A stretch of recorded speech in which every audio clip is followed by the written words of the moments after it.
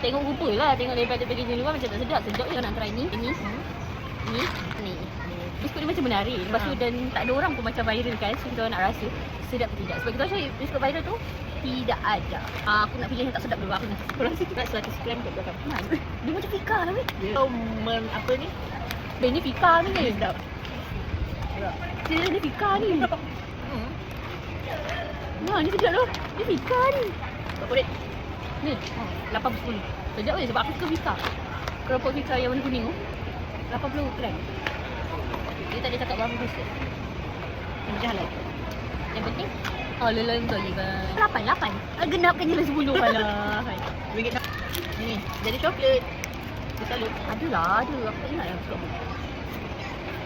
Ya weh. Yang mana Sedap, weh? punya? Sedap weh. Sedap weh. Betul weh. Ada dulu ada tapi packaging tu mana apa lah.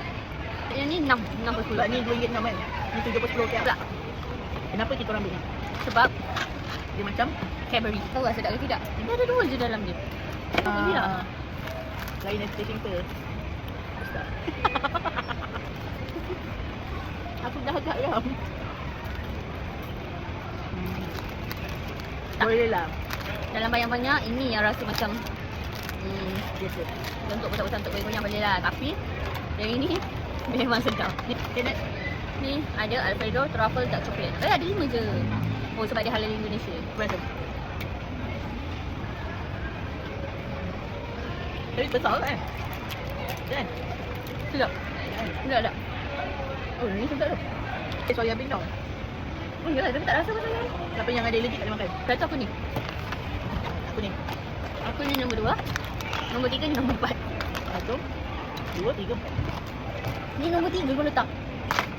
Itu memang nombor 3. Itu biasa. Ini nombor 3 kau letak. Tak ada.